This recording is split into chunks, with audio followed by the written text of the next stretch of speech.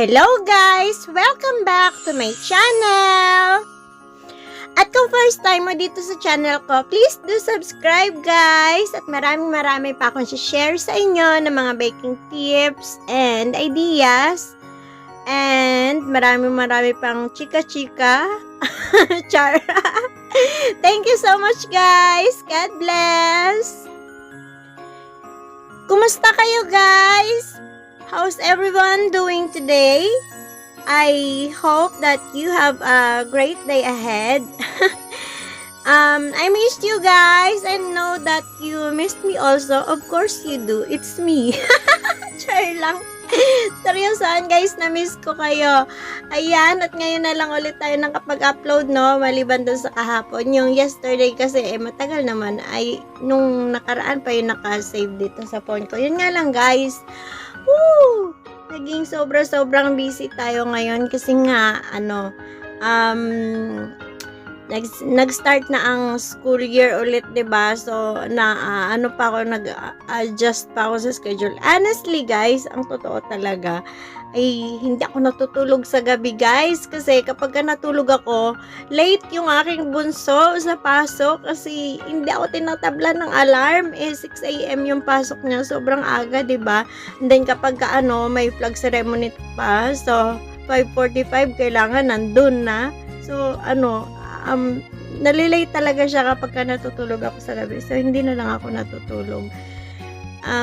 Yun, kapag nakaalis na sila sa umaga, yung panganay ko naman kasi ay 8 AM. So, kapag umalis na siya na sa 7 AM, hindi pa naman ako nun makakatulog agad-agad. So, 8 AM na ako natutulog. Kaya pasensya na sa aking mga friends, FB friends, and clients na mga nagchat-chat ng siguro morning at tanghali na din ako nagigising, yung before lunch ako nagigising kasi syempre dadating na ulit yung aking bunso kasi half day lang sila.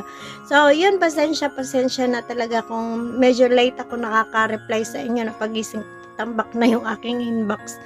Yun, maraming salamat sa inyo guys. Thank you so much. Yan, for today's video nga, gagawa naman tayo ng, ano lang to guys, madali lang to. Pink na, two-tone siya na, butterfly themed cake. Pink talaga yung pinaka main color niya, and then merong sample photo na sinend sa atin ang ating regular client. Honestly guys, ito, milestone babies ko to siya. Isa siya sa aking milestone babies at ayan nakapag-graduate na naman tayo. Pero hindi siya consistent, hindi siya nagtuloy-tuloy kasi nung minsan, siguro mga yung mga 6 yata or hindi ko na maalala kung saan siya nag-stop kasi to siya guys kasi na-miss nila yung isang beses kasi nakalimutan nila yung mag-chat. So dahil na-miss nila parang hindi tinamad na siguro sila mag milestone kasi na-miss nila yung one time. So nag-stop na lang. Ganun talaga yun guys kapag na parang wala na sila ng gana na ituloy. Siguro yung pang 7 yata. Ganun, 7, 8, 9, 11, 12. So, ngayon na lang ulit na first birthday ni baby Ziana yan. And, honestly, sabi ko nga sa inyo guys, hindi sa lahat ng pagkakataon ay perfect yung aking nagagawa. Meron akong kapalpakan na nagawa dito. So, mamaya na yung kapalpakan ko guys. Ito muna i-share ko sa inyo na, ayan guys, nagbe-blend lang ako dyan ng very light pink and very light purple. Actually, lavender. Dyan sa, na yan. Lavender. Dyan sa kulay niya. And then, ayan, naka-timelapse na lang siya. And then, inaano ko yan siya, guys. Pinapakinis ko siya. Para pantay na pantay siya, guys. Pantay yung kanyang texture at hindi siya bako-bako. Ganyan lang ginagawa ko dyan. Inaano ko lang siya ng thin na acetate, guys. Yan lang. May nabibiling ganyan, guys, na yung talaga, yung parang flexible scraper ang tawag doon. And then, pwede naman yan acetate. And then yan guys, nabibili lang din yan guys sa mga baking supplies sa Shopee. Pero hindi ako nakontento guys. Nagpa-print pa talaga ako ng maliliit. Kasi medyo malalaki yung mga available sa baking supplies na butterflies na ganon. So, dinagdagan ko siya guys. Tulad niyan guys, so, apat lang yung maliit nila dyan guys. 4 pieces lang yung maliliit nila. The rest malalaki na. So, awkward na siya. Awkward. Hindi na siya bagay na ilagay dyan sa cake kasi matatabunan na yung ating cake. Ayan malaki siya. 4 lang yung available na maliliit. So, ayan guys, nagpa-print na lang ako ng maliliit para mapalibutan natin. Yung hanggang likod, hindi lang harap yung may design. Ayan guys, and then, yan, ipapalibot ka lang dyan. Ipapalibot ka lang sa kanya yung butterflies niya. And then, hindi ko na rin napakita dyan sa video na yan yung paglalagay ng aking anak ng pearl na draggies or draggies. Kaya bahala guys kung anong tawag nyo dito kasi pag sinabing draggies, nagre-react naman. Draggies daw yung tamang pronunciation. Pag sinabi naman draggies, ang arte-arte mo. Kaya kayo na mag-decide guys. Basta yung bilog-bilog guys na parang mga perlas-perlas yan. Yun yung mga bilog-bilog. Ipang dadat lang natin dyan in between sa ating mga butterflies. Pero hindi na napakita ng anak ko kasi late ko na nakita na meron pala siyang bilog-bilog dyan. So late na ako nakapagpabili. So yun, as in parang pahabol na lang yung paglalagay ko ng anak ko ng mga pearls. Ayan. Nung ito guys, last Saturday, ito yung pinaka-recent natin na cake. At talaga naman na ano nga ba tawag dito, nung Saturday, Friday, Thursday, simula nung pag after nung aking debutant cake guys, actually hindi ko pa yun na-upload guys, no. After na lang guys ha, tsaka ko i-upload yung ating debutant cake kasi nga guys, 3-tier yun siya. Yung nilive ko last time guys, 3-tier yun siya. So medyo mahaba-haba yung kanyang video at marami akong gustong i-share na knowledge doon. So medyo matagal yung kanyang editing. And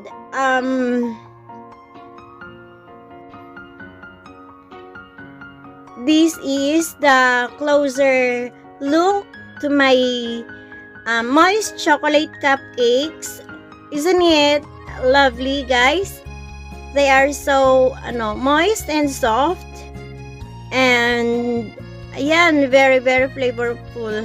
Makikita nyo guys kung gaano siya ka-moist. Ayan, nag-close up ko. Kung gusto niyo ng recipe guys, soon, very very soon, i-upload ko guys yung aking mga recipes na videos guys. Sabi ko nga marami nang nakasave dito, pero syempre pangunahin ko muna to kasi guys, yung recipe natin na videos ay kailangan ng maganda-gandang editing kasi para mailagay natin ang ating list of ingredients para ma-share ko rin sa inyo kung gaano kaganda. Kasi, honestly, ito talaga yung sorry. Sobrang daldal na, bubulol na siya. Pinakababalik-balikan ng aking clients ang aking moist chocolate cupcakes. Yan yung pinaka-favorite nila sa lahat, ang aking moist chocolate cupcakes. Minsan, ang order nila ay yung cupcakes lang. And then, minsan naman yung flavor ng cake nila ay ganyan. Pero sabi ko nga last time, yesterday, na yung aking moist chocolate cupcake ay iba ang kanyang pricing kasi nga, iba din yung kanyang ingredients. Mas marami at mas mahal siya. Iba din yung quantity niya. Mas marami, mas doble. Yun, so, yun guys, kaya bihira din na may umorder sa akin ng moist chocolate cake kasi meron akong ino-offer na mas affordable which is ang ating chiffon cakes. Yon. Kasi nga sabi ko nga guys, kailangan nating bagayan ang budget ng ating clients kung ano lang yung kaya nila. Kasi guys, wala naman yun sa kung gaano ka mahal o kung gaano ka yung mo. Kailangan yung masarap, maganda, affordable. At ang importante na celebrate natin, na iraos natin ang ating celebration. So, hindi kailangan na mahal palagi. Yun. So, yan guys, ang aking price range ay hindi siya ganun kamahal. Very affordable lang siya. Pero guys, hindi rin siya mura.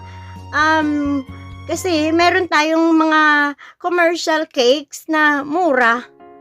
Kasi hindi naman siya customized. Subukan nyo guys umorder ng customized sa mga kilalang mga bake shop dito sa atin. Sa bansa natin, sa RR or sa yung ginto. Ganyan. Order kayo guys. Mahal guys. Wag nyo na i-compare. Yung kanilang yung mga classic flavors nila na mura, ganito na yung kalaki.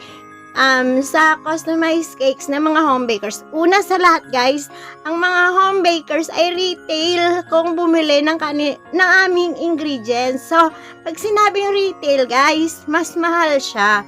Kunwari, yung ating